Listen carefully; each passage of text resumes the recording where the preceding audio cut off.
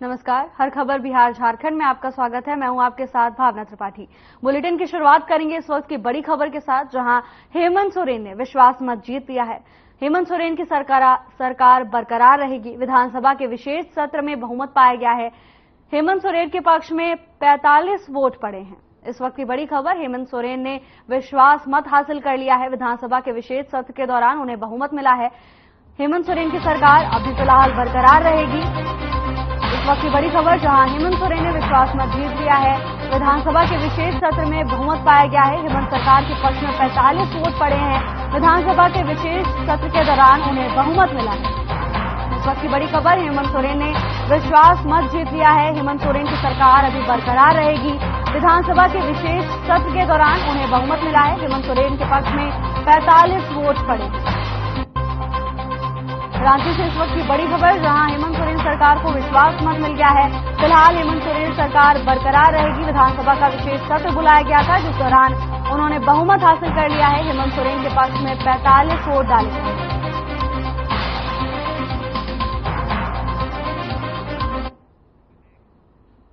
हेमंत सोरेन के फिर से सत्ता संभालते ही बीजेपी ने भ्रष्टाचार को मुद्दा बना लिया है।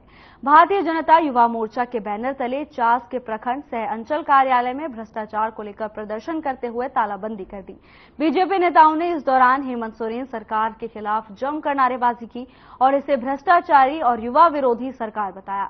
इस मौके पर बीजेपी जिला अध्यक्ष और भारतीय जनता युवा मोर्चा के जिला अध्यक्ष ने कहा कि ये सरकार पूरी तरह से भ्रष्टाचार में डूबी हुई है।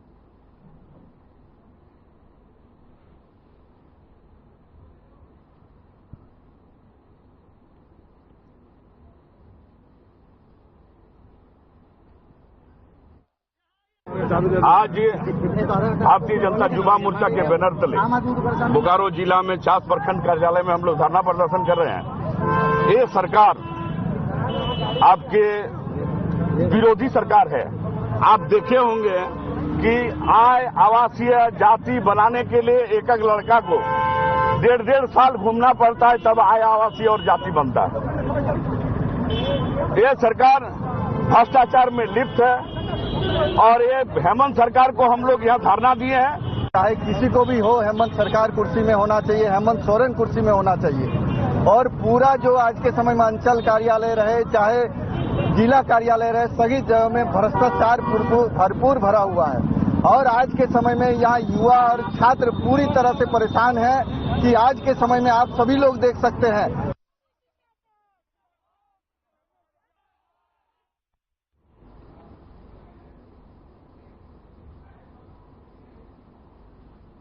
आरा के चंदवा में भाकपा माले की 2 दिवसीय राज्य कमेटी की बैठक के उपरांत एक संवाददाता सम्मेलन का आयोजन किया गया, जिसे माले महासचिव और सांसदों ने संबोधित किया।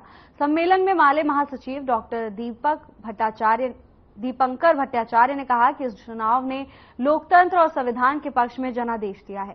ये जरूरी है कि यूपी में जिस प्रकार की सफलता इंडी गठबंधन को मिली, बिहार में पार्टी सफलता से दूर रह गए। लेकिन शाहाबाद और दक्षिण बिहार ने मोदी की तानाशाही के खिलाफ करारा जवाब दिया है।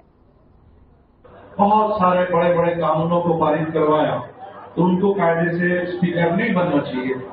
लेकिन ये समय विडंबना है देश के सामने कि जो मोदी सरकार दूसरे कार्यकाल में जो उसका स्वरूप था, वही उसी स्वरूप के साथ वो सत्ता में वापस हो गई और उसके सारे खतरनाक संकेत हमें मिल रहे हैं।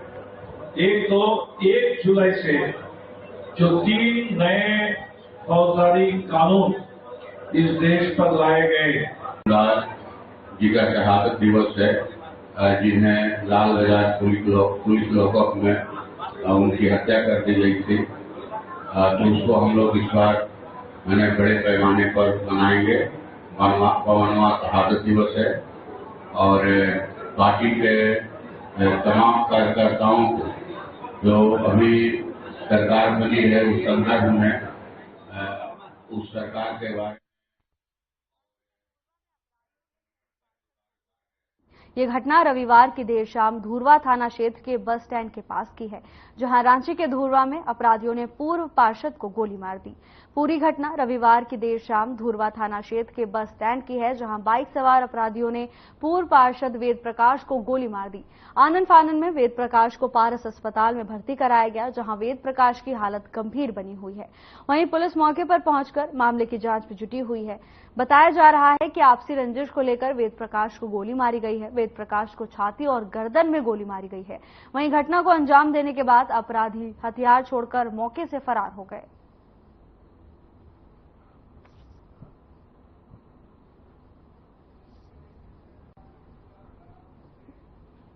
खबर नवादा से है, जहां महिला की गोली मारकर हत्या के मामले को लेकर पुलिस ने खुलासा किया है। पुलिस ने पूरे मामले में मृत महिला के जेठ सहित 3 लोगों को गिरफ्तार कर लिया है।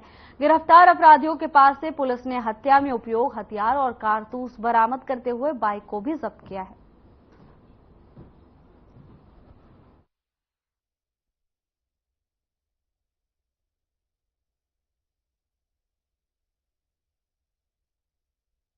जैसा कि आप सभी लोग जानते हैं कि दिनांक 1 तारीख को रात में 8 बजे एक सूचना प्राप्त हुई थी कि एक महिला की गोली मारकर हत्या कर दी गई है मुफस्सिल थाना के अंतर्गत। महिला का नाम ममता देवी था।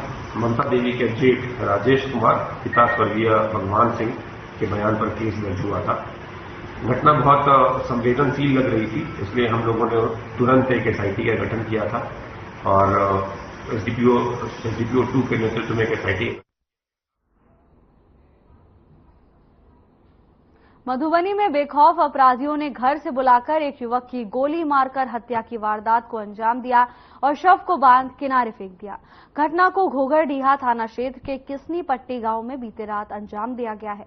घटना की सूचना पर पहुंची पुलिस ने शव को अपने कब्जे में लेकर पोस्टमार्टम के लिए सदर हॉस्पिटल भेज दिया है। सूत्रों की माने तो प्रेम प्रसंग में युवक की हत्या की आशंका जताई जा रही है। हत्या को लेकर पुलिस ने 3 लोगों को हिरासत में लेकर पूछताछ कर रही है।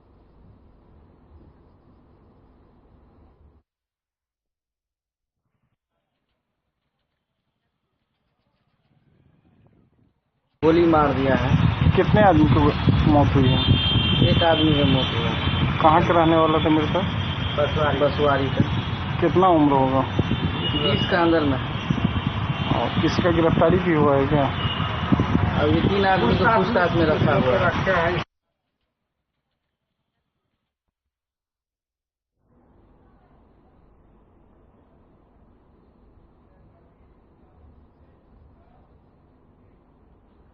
सासाराम में धुआं पुल के पास बीते शनिवार की शाम नहर की तेज धारा में 4 स्कूली छात्राएं बह गई। नहर में से 3 छात्राओं का शव स्थानीय गोताखोरों ने बरामद कर लिया है। हालांकि अभी भी एक शव की खोजबीन चल रही है। स्थानीय गोताखोरों के साथ साथ SDRF की टीम भी जुटी हुई है। वहीं मुफस्सिल थाने की पुलिस ने नहर से बरामद तीनों शव का पोस्टमार्टम कराकर परिजनों को सौंप दिया है, तो वहीं चौथे शव की बरामदगी के लिए लगातार प्रयास किया जा रहा है।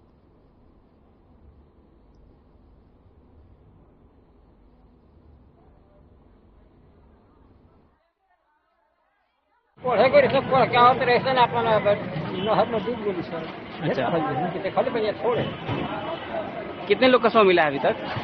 कितने लोग का शव मिला है? 3 गो। अच्छा, 1 लोग का नहीं मिला है ना। किसका किसका मिला शव? मुन्ना के 2 गो है, धन जी के। अच्छा, क्या नाम पड़ेगा आपका? हमारे सकल सिंह नाम पर। आपके घर के भी कुछ सदस्यता का? और नाती लगी, भाई के नाती है। अभी हमारे अधीक्षक महोदय से पता चला कि पोस्टमार्टम के लिए 4 ने 6 डेड बॉडी आ रहा, तो उसमें से 6 में से लगा कि 3 डूबा है, उधर कहीं लालगंज है वहाँ, एक इधर लोकल में कोई रौजा जगह है वहाँ डूबा और एक पोस्ट सबका पोस्टमार्टम उसका हो गया है। क्या काम हमारे वार्ड नंबर 3 का बच्ची लोग स्कूल गई थी माधीगंज में। वहाँ से आते टाइम बारिश में कीचड़ में पाँव गंदा हो गया, तो पाँव धोने की वजह से नहर में पाँव धो रही थी, उसी में एक स्लिप की, तो उसके बचाव में तीनों बच्ची साथ में चली गई। ग्रामीण के द्वारा सबसे अथक प्रयास रहा। 300 आज ग्रामीण ने ढूंढा और फिर SDM वगैरह CRPF वहाँ टीम भी गया है, वहाँ पर टीम देखिए कराई। इस वक्त की बड़ी खबर की ओर रुख करेंगे। कैमूर में कई जगहों पर आकाशीय बिजली गिरी है। बिजली गिरने से 5 लोगों की मौत हो गई तो वहीं 3 लोग बुरी तरह झुलस गए हैं। हादसे के बाद परिजनों का रो रो कर बुरा हाल है। इस वक्त की बड़ी खबर, कैमूर में आकाशीय बिजली गिरने से कई लोग घायल हो गए तो वहीं कई लोग झुलस गए। हादसे के बाद परिजनों में रो रो कर बुरा हाल है।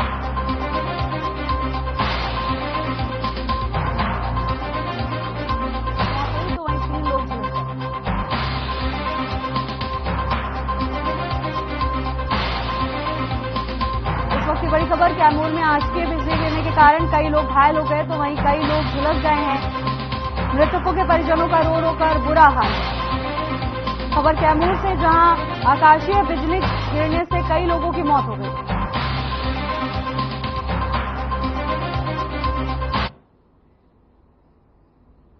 सहरसा जिले के सौर बाजार प्रखंड के रामपुर पंचायत स्थित कबौला गांव में देर रात बिजली के शॉर्ट सर्किट से आग लगने से 3 घर जलकर खाक हो गए। इस आगजनी की घटना में मवेशी सहित घर में रखा सारा सामान जलकर खाक हो गया। वहीं कड़ी मशक्कत के बाद स्थानीय लोगों ने किसी तरह आग पर काबू पाया। आपको बता दें कि इस आगजनी की घटना में लाखों की क्षति हुई है। वहीं आग बुझाने गया एक युवक भी बुरी तरह से घायल हो गया। बताते चले कि पंचायत के जनप्रतिनिधियों द्वारा पीड़ित परिवार को मुआवजा के लिए प्रशासन को इसकी सूचना दे दी गई है।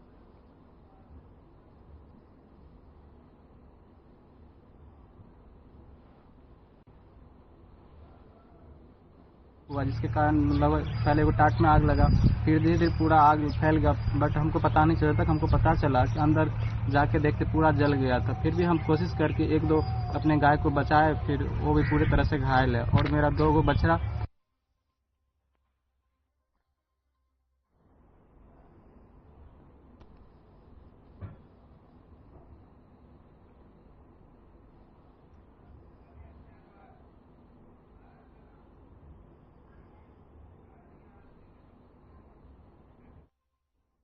खबर सहरसा से है, जहां शॉर्ट सर्किट के कारण आग लग गई, जिसमें कई घरों में रखा हुआ सामान राख हो गया तो वहीं मवेशियों को भी नुकसान पहुंचा है। आग लगने के बाद इलाके में अफरा तफरी मच गई। बिहार के जहानाबाद में पुलिस ने स्टेशन एरिया से 2 युवकों को अपराध की योजना बनाते हुए गिरफ्तार किया है। नगर थाना की पुलिस ने अपराध की योजना बनाने की सूचना पर तत्काल टीम गठित कर रेलवे स्टेशन के पास छापेमारी के क्रम में 2 लोगों को गिरफ्तार किया। वहीं पुलिस को देखते हुए कुछ लोग फरार हो गए। गिरफ्तार किए गए युवक की तलाशी लेने पर दोनों बदमाश युवकों के पास से करीब 100 ग्राम स्मैक बरामद किया गया। वहीं अनुमंडल पुलिस पदाधिकारी राजीव कुमार सिंह ने बताया कि उन्हें गुप्त सूचना मिली थी कि कुछ बदमाश युवक अपराध की योजना बना रहे हैं, जिसके बाद पुलिस ने टीम बनाकर बदमाशों को गिरफ्तार किया। पुलिस बदमाशों से पूछताछ कर रही है। सूचना प्राप्त हुई थी कि कुछ लोग संज्ञेय अपराध करने के फिराक में रेलवे स्टेशन के आसपास घूम रहे हैं। इस सूचना से हम लोगों ने पुलिस अधीक्षक को अवगत कराया और उसके बाद एक टीम बना के हम लोगों ने वहां सर्च का ऑपरेशन शुरू किया। हम लोग को देखते ही कुछ लोग भागने लगे, उसमें 2 लोग पकड़े गए। उनसे पूछताछ के क्रम में उन लोगों ने बताया कि उनके पास स्मैक है और तलाशी के क्रम में उनके पास लगभग 100 ग्राम की मात्रा में ब्राउन शुगर बरामद हुआ है। इस क्रम में हम लोग जो लोग भी इसमें संलिप्त हैं उन लोगों की पहचान कर ली गई है और उनके विरुद्ध भी छापेमारी किया जा रहा है। शीघ्र ही उन्हें भी गिरफ्तार किया जा रहा है। कहाँ से पकड़ा गया? ये पचमहला जहानाबाद के रहने वाले दोनों लोग हैं। एक साड़ी दुकान में काम करता है, एक टेम्पू चालक है। इसका भी हम लोग सत्यापन करा रहे हैं।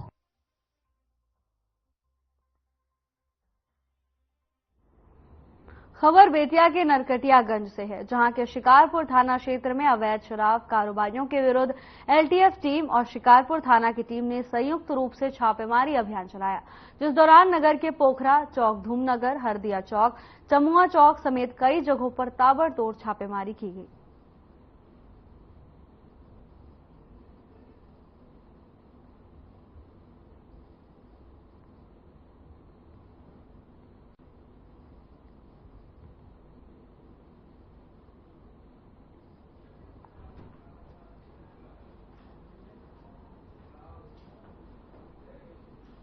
उपायुक्त विजया यादव के निर्देश पर जिले में अवैध कोयला कारोबारियों पर लगातार छापेमारी की जा रही है। इसी क्रम में अनुमंडल पदाधिकारी बेरमो अशोक कुमार ने रूबी कोल ब्रिकेट्स पर छापेमारी की। इस दौरान भारी मात्रा में अवैध रूप से भंडारित कोयला को जब्त किया गया। छापेमारी के दौरान 500 टन कोयला जब्त किया गया।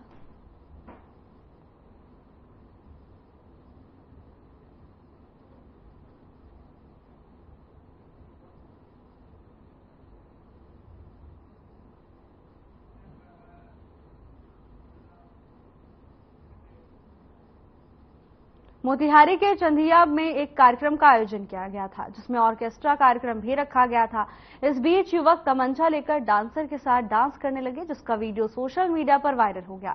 सदर डीएसपी के नेतृत्व में मुफस्सिल थाना की टीम गठित की गई और दोनों युवकों को गिरफ्तार कर लिया गया।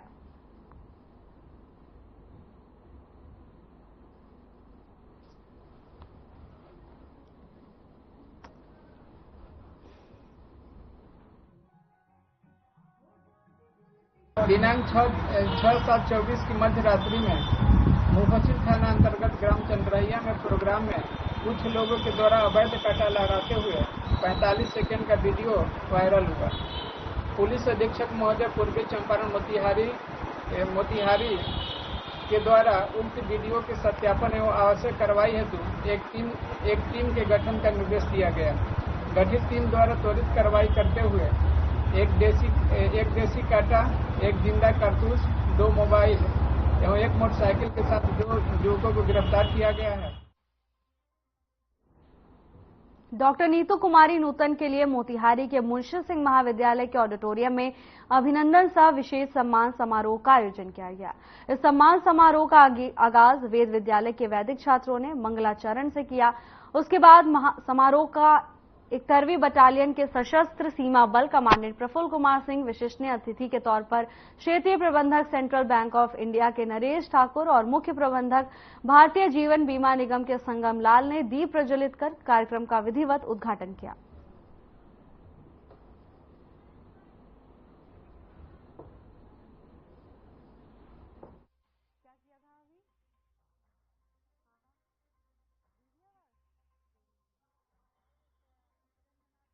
ट्रस्ट और संजय जी को, हमारी मां समान जिन्होंने हमेशा मां का प्यार दिया, डॉक्टर सुंदरता झा जी को, अतुल जी को जिन्होंने ये प्रस्ताव रखा, और डॉक्टर अतुल जी और तमाम इसके जितने सारे हमारे अध्यक्ष हैं, उपाध्यक्ष हैं और मेंबर हैं, सभी का कोटि कोटि आभार करते हुए पूरे चंपारण की धरती को आभार करती हूँ, कोटि कोटि आभार करती हूँ। बहुत अच्छा लग रहा है।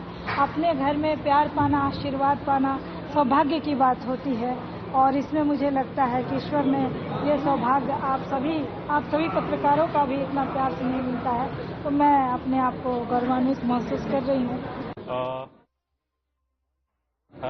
लेकिन मेरे लिए ही बहुत ही सम्मान का विषय है कि चंपारण की जो भी विभूतियां हैं, जो कि साहित्य, संगीत, कला और संस्कृति के क्षेत्र में कार्य कर रहे हैं, उनको सम्मानित करने के लिए ट्रस्ट के लोगों ने मुझे बुलाया।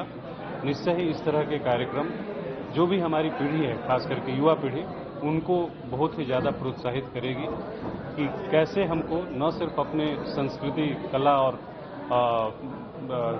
बाकी चीज़ों के बारे में जानना है, बल्कि आने वाले समय में अगर वो भी इसको अपना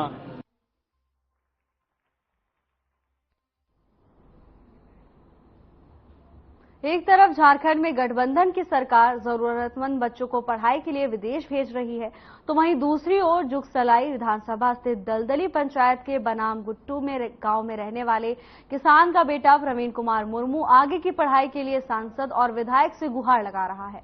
पीड़ित किसान मानसिंह मुर्मू ने बताया, 2024 में पुत्र प्रवीण कुमार मुर्मू साक्षी विवेकानंद हाई स्कूल से काफी संघर्ष कर जिला टॉपर बना, लेकिन पैसों के अभाव में आगे की पढ़ाई के लिए असमर्थ है। जिले के सांसद विद्युत वरण महतो और विधायक मंगल कालिंदी से आगे की पढ़ाई के लिए गुहार लगाई, लेकिन जनप्रतिनिधि कुछ भी बोलने से बचते रहे।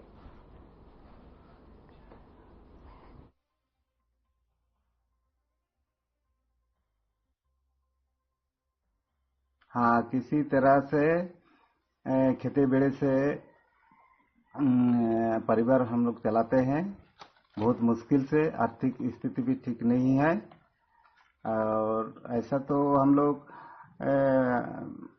का विधायक मंगल कालिंदी से भी भेंट हुआ था और सांसद महोदय से भी हम लोग मिले थे, लेकिन ऐसा कोई आश्वासन नहीं मिला। इन्हें नितुम दो मानको मुर्मू दलदली पंचायत ᱜᱮᱨᱟᱢ ᱵᱟᱨᱟᱢ ᱜᱷᱩᱴᱩ ᱨᱮ ᱛᱟᱦᱮᱱᱟ ᱟᱫᱚ ᱤᱧ ᱜᱤᱫᱽᱨᱟᱹ ᱡᱮᱞᱟ ᱴᱚᱯᱟᱨ ᱟᱠᱟᱜᱼᱟᱭ ᱤᱧ ᱱᱤᱭᱟᱹ ᱥᱚᱨᱠᱟর ᱴᱷᱮᱱ ᱠᱷᱚᱱ ᱱᱤᱭᱟᱹ ᱥᱚᱦᱟᱭᱚᱛᱟᱧ ᱠᱷᱚᱡᱚᱜ ᱠᱟᱱᱟ ᱤᱧ ᱜᱤᱫᱽᱨᱟᱹ ᱢᱟᱱᱮ ᱱᱚᱣᱟ ᱡᱷᱟᱲᱠᱷᱚᱸᱰ ᱨᱮ ᱧᱩᱛᱩᱢ ᱨᱚᱥᱚᱱ ᱢᱟᱭ ᱡᱩᱫᱤᱧ ᱧᱟᱢᱟ ᱮᱱᱠᱷᱟᱱ ᱟᱨᱦᱚᱸ ᱢᱟᱲᱟᱝ ᱥᱮᱱ ᱯᱟᱲᱦᱟᱣᱮᱭᱟ।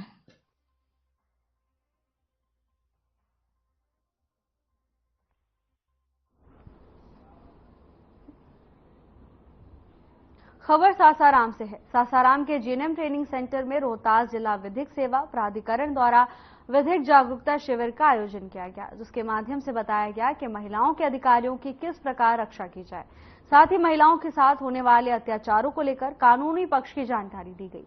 इस दौरान कार्यक्रम का उद्घाटन सासाराम के civil surgeon doctor Maniraj Ranjan ने दीप प्रज्वलित कर किया। उन्होंने बताया कि कई जगह एसिड अटैक की खबरें सामने आती हैं, ऐसे में उसका क्या इलाज है और उसके लिए पीड़ित को किस प्रकार की कानूनी मदद मिल सकती है।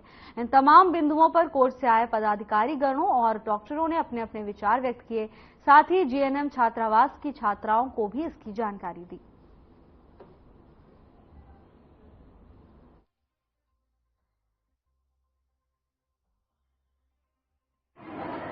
आए दिन ये बड़ी कॉमन समस्या है, specially in the case of लड़कियों के ऊपर तेजाब फेंक दिया जाता है।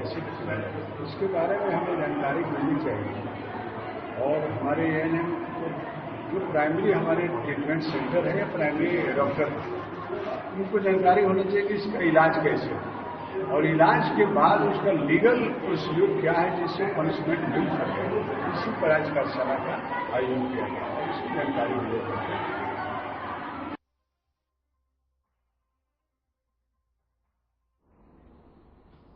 कैमूर में स्वदेश चोपड़ा की 9वीं पुण्यतिथि के अवसर पर मुफ्त जांच शिविर और मेडिकल कैंप का आयोजन किया गया। इस आयोजन में मुख्य अतिथि के तौर पर मोहनिया भाग 3 की जिला परिषद सदस्य गीता पासी ने शिरकत की और स्वदेश चोपड़ा की मुख्य पुण्यतिथि पर उन्हें पुष्प अर्पित कर श्रद्धांजलि दी। इस मौके पर कई गणमान्य लोग भी मौजूद रहे। श्रद्धांजलि देने के बाद मेडिकल कैंप की शुरुआत की गई। इस मेडिकल कैंप में जहां सभी बीमारियों की निःशुल्क जांच की गई तो वहीं मुफ्त दवाइयों का भी वितरण किया गया।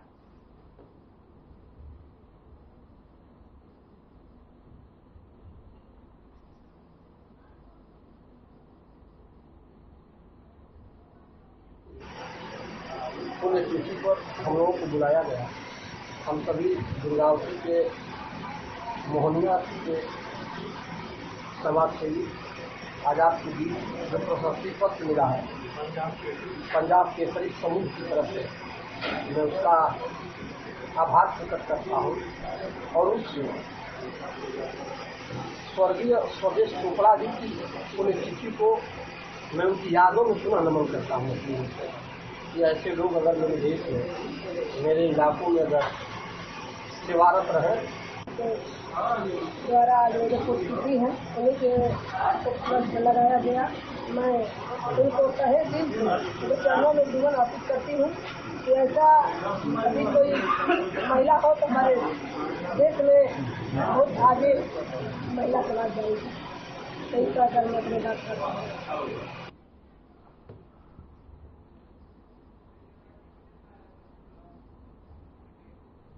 दिगंबर जैन पंचायती मंदिर प्रांगण में भैरव पद्मावती विधान का आयोजन संपन्न हुआ, जिसको लेकर मीडिया प्रभारी नीलेश कुमार जैन ने कहा कि मुनि 108 सुप्रभ सागर महाराज और मुनि 108 प्रणत सागर महाराज सत्संग के आरा प्रवास के समय में पंचायती मंदिर में 2 जिनेन्द्र प्रभु की नवीन वेदी का निर्माण कार्य हुआ था। तभी उसी निमित्त पंच कल्याणकालक प्रतिष्ठा भी संपन्न हुई थी। पंचायती मंदिर में देवी पद्मावती मां, देवी सरस्वती मां और देवी लक्ष्मी मां की नवीन वेदी का शुद्धिकरण के पश्चात मंत्रोच्चार के बीच नवीन वेदी में विराजित किया गया।